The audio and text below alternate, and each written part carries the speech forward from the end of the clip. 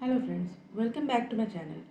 आज मैं आप लोगों को वेस्ट बंगाल बोर्ड का क्लास 8 का चैप्टर 10.1 रूल ऑफ थ्री बताने जा रही हूँ। तो सबसे पहले जानते हैं हम लोग कि क्या है इस चैप्टर में, हम लोग किस चीज़ के बारे में पढ़ेंगे। तो इस चैप्टर में हम लोगों को कुछ नोन वैल्यूज़ गिवन होंगे और उस नोन वैल्यूज़ की मदद से हम लोगों को अननोन वैल्यू को फाइंड करना है। सो एग्ज़ाम्पल ये है कि आप लोग मान लें कि आपके घर पे अगर आपके घर पे मान ली, यहाँ पे हम लोग लिखते हैं पीपल मतलब लोग, और यहाँ पे लिखते हैं फूड मतलब दो। अगर मान लो आपके घर में 10 लोग हैं और 10 लोगों के लिए रोज़ाना 2 kg राइस आप लोगों को यूज़ करते हो, या फिर 2 kg राइस लगता है डेली। अगर 10 लोगों को 2 kg राइस लग रहा है और मान लो कि कुछ गेस्ट आ गए, अभी 15 हो गए, तो 15 लोगों को क्या अभी भी 2 kg राइस में हो जाएगा, या फिर क्या होगा, राइस की क्वांटिटी बढ़ जाएगी। मतलब 15 लोग रहेंगे तो चावल ज़्यादा इस्तेमाल करना पड़ेगा। तो यहाँ पे मान लो जितना भी वो वैल्यू है उसको एक्स लेट कर लेते हैं। तो यहाँ पे हम लोगों को एक रिलेशन समझना पड़ेगा कि अगर 10 लोग थे तो 2 kg चावल लग रहा था, 15 लोग हैं तो क्या चावल ज़्यादा लगेगा या कम लगेगा? ऑब्वियस है कि ज़्यादा लगेगा। तो इन दोनों में एक रिलेशन है जो हो रहा है डायरेक्टली प्रोपोर्शनल, मतलब एक वैल्यू के बढ़ने से दूसरा बढ़ रहा है। सेम मान लीजिए कि 10 की जगह अगर यहाँ पे 5 लोग हो जाते, 5 लोग कहीं चले जाते, तो 5 लोगों के लिए क्या आप 2 kg ही राइस यूज़ करते? नहीं, 5 लोगों के लिए अब कम राइस यूज़ होता। इसका मतलब है अगर एक क्वांटिटी के बढ़ने से दूसरा क्वांटिटी बढ़ रहा हो, या एक क्वांटिटी के घटने से दूसरा क्वांटिटी घट रहा हो, सेम सेम हो, बढ़ने से बढ़े, इंक्रीज होने से दूसरा क्वांटिटी भी इंक्रीज हो, डिक्रीज होने से दूसरा क्वांटिटी भी डिक्रीज हो, तो इस तरह के रिलेशन को हम लोग बोलेंगे डायरेक्टली प्रोपोर्शनल, उर्दू में जिसको बोलेंगे बराह रास्त मुतनासिब। तो हम लोगों को यहाँ पे एक रिलेशन लिखना पड़ेगा कि if number of people increases, then quantity of rice will also increase. Therefore,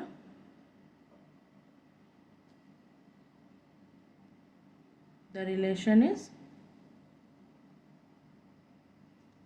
या फिर relation between them, या relation is directly proportional.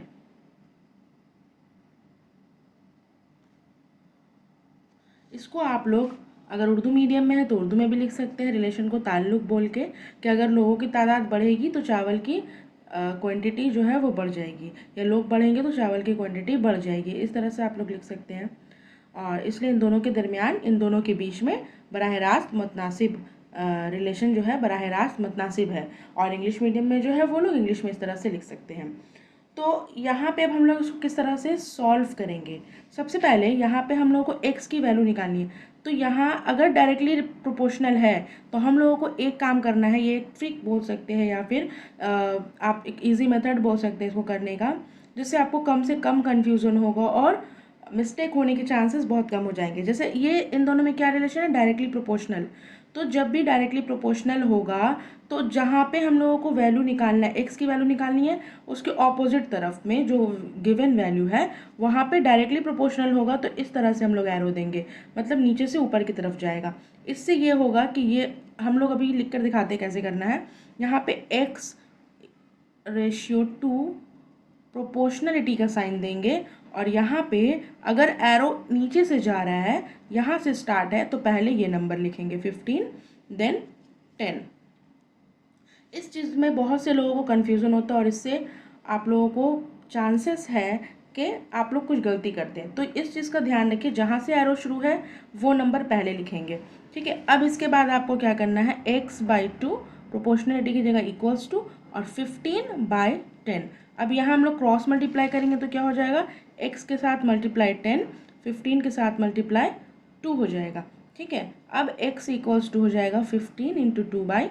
10। यहाँ पर से आप लोग क्या कर सकते हैं, 2 1 ज़ा 2 5 ज़ा 10, 5 1 ज़ा 5 3 ज़ा 15। तो x की वैल्यू क्या आ गई अब हम लोगों की, यहाँ पे x की वैल्यू आ गई 3, मतलब 15 लोगों के लिए हम लोगों को 3 kg राइस डेली लगेगा। ठीक है, इस तरह से। लेकिन ये जो मेथड है यहाँ पे बहुत ज़्यादा लेंदी है। हम लोग इसको आसानी से इस तरह से कैलकुलेट कर सकते हैं कि अगर हम लोगों को x की वैल्यू चाहिए तो यहाँ पे लिखेंगे x इक्वल्स टू, यहाँ देखिए जहाँ पे x है वहाँ वो वाली क्वांटिटी छोड़कर जो क्वांटिटी गिवन है हम लोगों को, वहाँ पे जहाँ से एरो शुरू है, अगर ये डायरेक्टली प्रोपोर्शनल है तो सबसे पहले हम लोग लिख देंगे 15, जहाँ एरो ख़त्म है वो नीचे आ जाएगा 10, एंड देन मल्टीप्लाई यहाँ पे x के साथ वाले जो वैल्यू है उसको लिखेंगे। तो यहाँ पर से 2 1 ज़ा 2 5 ज़ा 10, 5 1 ज़ा 5 3 ज़ा 15, यहाँ से डायरेक्ट x की वैल्यू आ जाएगी 3 kg। आप लोग ये भी कर सकते हैं डायरेक्ट और ये भी कर सकते हैं डायरेक्ट। तो हम लोग अब एक्सरसाइज शुरू करते हैं 10.1। सबसे पहले क्या क्वेश्चन है कि today my father has bought 15 kg of rice for ₹390। Let's work out using the rule of 3 method how much he would require if he would have bought the same quality of 17 kg of rice. बोल रहे हैं कि मेरे जो father है उन्होंने 15 kg चावल ख़रीदा 390 रुपये में। तो रूल ऑफ 3 को यूज़ करके बताना है कि अगर वो सेम क्वालिटी के राइस को 17 kg खरीदते हैं, 15 की जगह 17 kg अगर वो खरीदें तो उन्हें कितनी कीमत अदा करनी पड़ेगी, मतलब राइस का प्राइस क्या हो जाएगा। अगर 15 kg का 390 है तो 17 kg का क्या हो जाएगा। तो सबसे पहले हम लोग क्या लिखेंगे, यहाँ पे लिख देंगे हम लोग राइस और यहाँ पे उसका प्राइस। क्या लिखा है कि 15 kg चावल की कीमत जो है 390 रुपये है। तो बताओ कि 17 kg चावल की कीमत क्या होगी। मान लें वहाँ पे x है, ठीक है, 17 kg चावल की कीमत जो है वो x है। तो सबसे पहले हम लोगों को यहाँ पे रिलेशन देखना पड़ेगा कि क्या है। देखो, अगर 15 kg चावल खरीद रहे हैं 390 रुपये में तो 17 kg के लिए क्या ज़्यादा पैसे लगेंगे, मतलब राइस की क्वांटिटी बढ़ेगी तो प्राइस भी बढ़ेगा। इसलिए ये दोनों क्या रिलेशन इन दोनों में, डायरेक्टली प्रोपोर्शनल, और उसके लिए हम लोग एरो इस तरह से देते हैं। अब हम लोगों को यहाँ पे लिखना पड़ेगा रिलेशन। रिलेशन में हम लोग लिखेंगे इफ़, ये आप लोग अपने से लिख सकते हैं, ये अभी शुरुआत का सम्स है तो मैं आपको लिख के दिखा दे रही हूँ कि if the quantity of rice increases then the price will also increases. Therefore the relation between rice and price of rice is directly proportional.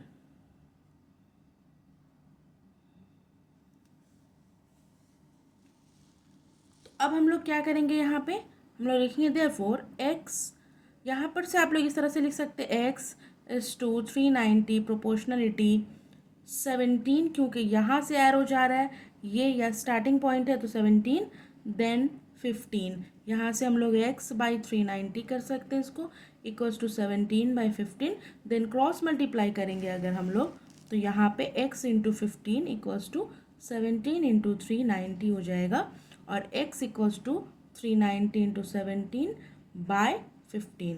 इस तरह से हम लोग कर सकते हैं। तो यहाँ पे क्या हो जाएगा वैल्यू हम लोगों का, अगर आप लोग इसको 15 के टेबल से अगर हम लोग करते हैं तो 15 1 ज़ा 15, 15 2 ज़ा 30, 15 दूनी 30, तो यहाँ पे 9 बच जाएंगे, ये हो जाएगा 90, तो यहाँ पे हो जाएगा 15 6 ज़ा 90। तो अब यहाँ पे क्या बचा, नीचे डिनोमिनेटर में कुछ भी नहीं, तो यहाँ न्यूमरेटर में कुछ भी नहीं बचा, 1 है। और अगर हम लोग 26 इंटू 17 करेंगे तो हमारा आ जाएगा यहाँ पे ₹442। मतलब ये है कि 17 kg चावल खरीदने के लिए 442 रुपये लगेंगे, यही हमारा आंसर है। तो अब क्वेश्चन नंबर 2 करते हैं। क्वेश्चन नंबर 2 में क्या बोल रहा है, Venkat uncle will make 4 shirts of same size with 20 meters of cloth. Let's work out using the rule of three method how many meters of cloth Venkat uncle will have to purchase for making 12 such shirts. बोल रहे हैं कि Venkat uncle जो है 4 shirts बना रहे हैं एक ही साइज़ का 20 मीटर्स ऑफ क्लोथ से, मतलब 20 मीटर कपड़े से सेम साइज़ का 4 शर्ट बना रहे हैं। तो बताओ रूल ऑफ थ्री के मेथड से कि अगर सेम साइज़ का वही 12 शर्ट बनाएंगे तो उन्हें कितने मीटर कपड़े लगेंगे। तो आइए इसको करते हैं। तो क्वेश्चन नंबर 2 में हम लोग लिखेंगे पहले शर्ट्स और यहाँ पे क्लोथ जो कि मीटर में गिवन है। तो हम लोगों को क्वेश्चन में क्या बोल रहा है कि अगर 4 शर्ट बना रहे हैं तो उनको 20 मीटर कपड़े लग रहे हैं। तो बताओ कि 12 अगर शर्ट्स बना रहे हैं सेम साइज़ का तो कितने मीटर कपड़े लगेंगे। तो उसको हम लोग x मान लेंगे। देखो यहाँ पे सिंपल है, अगर 4 शर्ट बना रहे हैं तो 20 मीटर कपड़े लग रहे हैं, तो 12 शर्ट के लिए और ज़्यादा लगेंगे। इस क्वांटिटी के बढ़ने से ये भी बढ़ रहा है, तो इन दोनों में क्या रिलेशन है, डायरेक्टली प्रोपोर्शनल। तो इसको भी हम लोग सेम वही साइन दे के करेंगे। अच्छा, यहाँ पे रिलेशन में हम लोग क्या लिखेंगे कि if the number of shirts will increase the cloth requirements is also increases. या फिर हम लोग लिख सकते हैं कि if the number of shirts will increase the cloth will also increases. तो आप लोग लैंग्वेज लिख लीजिएगा जिस तरह से भी लास्ट सम में किया था क्वेश्चन नंबर 1 का, वैसे ही इसको भी लिखना है। तो यहाँ पे हम लोग इसको सॉल्व करेंगे किस तरह से। रिलेशन लिखने के बाद यहाँ पे रिलेशन आप लोग लिख दीजिएगा, ठीक है। उसके बाद हम लोग ये सॉल्व करेंगे, अगर x रेशियो 20 प्रोपोर्शनल टू 4 पहले 12, क्योंकि यहाँ से स्टार्ट है एरो और यहाँ पे स्टार्ट है 12, फिर हम लोगों का आ जाएगा 4। तो यहाँ पे हम लोग क्या करेंगे, x बाई 20 इक्वल्स टू, ये हो जाएगा 12/4। अब क्रॉस मल्टीप्लाई करेंगे तो x into 4 equals to 12 into 20 हो जाएगा। अब x की वैल्यू फाइंड करना है हम लोगों को, तो 12 इंटू 20, 4 यहाँ आ जाएगा नीचे। तो यहाँ पर हम लोग क्या कर सकते, इसको कर सकते डायरेक्ट, 4 1 ज़ा 4 और 4 5 ज़ा 20। तो अब हम लोगों को डिनोमिनेटर में कुछ नहीं बचा, न्यूमरेटर में 12 है इंटू 5 है, इन दोनों को मल्टीप्लाई करेंगे तो आ जाएगा 60। इसका मतलब 60 मीटर क्लोथ और लगेगा 12 शर्ट्स बनाने के लिए। यही हम लोगों का आंसर हो जाएगा। अब हम लोग क्वेश्चन नंबर 3 समझते हैं। तो यहाँ पे क्या बोल रहा है, it took 15 days for 30 heads of labours to dig a pound at Bakultala village. Let's work out using the rule of three method in how many days 25 heads of labours could have completed the set work. बोल रहा है कि आप 15 दिन में 30 labour, 30 heads मतलब पर head बोलते हैं ना हम लोग एक लोग, तो 30 हेड्स मतलब 30 लेबर एक तालाब को खोदते हैं जिसमें उन लोगों को 15 दिन लगता है। तो बताओ कि अगर सेम काम को 25 लेबर 25 मजदूर करेंगे तो काम कितने दिन में कंप्लीट होगा। ठीक है, तो आओ देखते हैं। 3 नंबर क्वेश्चन में क्या बोल रहा है कि पहले हम लोग यहाँ पे लिखेंगे लेबर्स, कितने मज़दूर काम कर रहे हैं और उन लोगों को दिन कितना लग रहा है, यहाँ पे डेज लिखेंगे। तो यहाँ पे बोल रहा है कि अगर 30 मज़दूर है, 30 लेबर है, वो 15 दिन में काम ख़त्म कर रहे हैं, पॉन्ड को खुदाई करने का काम है, तो 30 लेबर 15 दिन में कर रहे हैं। तो अगर लेबर 25 हो जाए, मतलब कम हो जाए, तो कितना दिन लगेगा। सिंपल सी बात है कि अगर 30 मज़दूर 15 दिन में कर रहे हैं, अब मज़दूर घट गए, तो अब काम करने के लिए क्या ज़्यादा वक्त लगेगा, ज़्यादा दिन लगेगा। इसका मतलब है कि अगर ये क्वांटिटी घट जाता है तो ये बढ़ेगा, ये एक के घटने से दूसरा बढ़ रहा है, तो इन दोनों में जो रिलेशन है उसको बोलेंगे इनडायरेक्टली प्रोपोर्शनल। क्या बोलेंगे, इनडायरेक्टली। और इसका एरो हम लोग इस तरह से देंगे जो ऊपर से नीचे की तरफ आएगा। एक वैल्यू के बढ़ने से, एक क्वांटिटी के बढ़ने से दूसरा अगर घटता है या एक के घटने से दूसरा बढ़ता है, ऑपोजिट अगर होगा तो रिलेशन इन दोनों में होगा इनडायरेक्टली प्रोपोर्शनल। तो यहाँ पे हम लोग पहले रिलेशन लिख देते हैं, क्योंकि ये इनडायरेक्टली प्रोपोर्शनल है। तो एक बार इसको हम लिख के दिखा देते हैं कि if the number of labours decreases then more days will require to complete the work। मतलब अगर मजदूर घट जाते हैं तो अब जो काम है उसको कंप्लीट करने में ज़्यादा दिन लगेंगे। देयरफॉर या फिर हाँ, therefore the relation is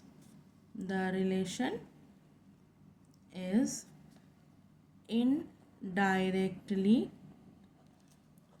proportional. सिर्फ इसमें हम लोग एरो ऊपर से नीचे की तरफ देंगे। इसको हम लोग किस तरह से लिखेंगे, x रेशियो 15 प्रोपोर्शनलिटी का साइन, और यहाँ से स्टार्ट हो रहा है एरो तो हम पहले लिखेंगे 30:25। अब यहाँ पे हो जाएगा x/15 equals to 30/25। Cross multiply करने पे ये हो जाएगा x into 25 equals to 30 into 15। x equals to 30 into 15/25। यहाँ पे हम लोग कर सकते हैं 5 5 ज़ा 25, 5 6 ज़ा 30। तो यहाँ पे 5 1 ज़ा 5, 5 3 ज़ा 15। डिनोमिनेटर में कुछ भी नहीं बचा, न्यूमरेटर में 6 है और 3 है, मल्टीप्लाई कर देंगे तो यहाँ पे हम लोगों का वैल्यू हो जाएगा x इक्वल्स टू 18 डेज। मतलब हम लोगों को 25 मजदूर अगर काम करेंगे तो कितने दिन लगेंगे, 18 दिन में वो काम कंप्लीट हो जाएगा। क्वेश्चन नंबर 4 में क्या बोल रहा है, my aunt reached my maternal uncle's house in 5 hours by driving the car at a speed of 40 km per hour. Let's work out using the rule of 3 method how long it would have taken if she would have drives the car at a speed of 50 km per hour.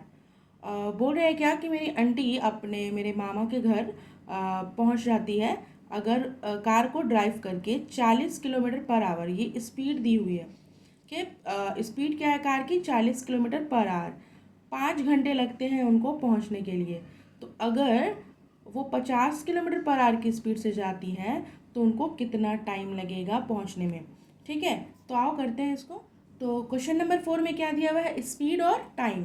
तो अब बोल रहे हैं क्या, 40 kilometre per hour की speed से अगर वो ड्राइव करती हैं तो उनको 5 घंटा लगता है जाने में। तो 50 किलोमीटर पर आवर की स्पीड से करेंगी तो कितने घंटे लगेंगे। सिंपल है कि अगर स्पीड बढ़ता है तो टाइम कम लगेगा, मतलब ज़्यादा तेज़ी से अगर जा रही हैं, कार ज़्यादा तेज़ है तो टाइम कम लगेगा। स्पीड बढ़ने से टाइम कम लग रहा है तो यहाँ पे रिलेशन क्या हो रहा है, इनडायरेक्टली, जिसके लिए हम लोग एरो इस तरह से देंगे।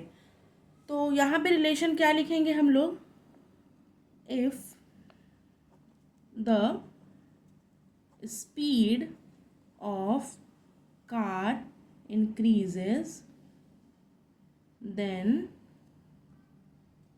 time will decreases। ओके, तो द रिलेशन इज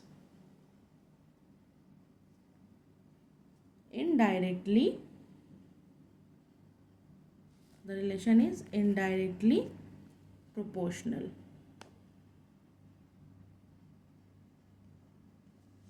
अब हम लोग क्या करेंगे, यहाँ पर x रेशियो 5 प्रोपोर्शनलिटी, यहाँ से एरो शुरू है, स्टार्ट ये है तो पहले 40:50, x बाई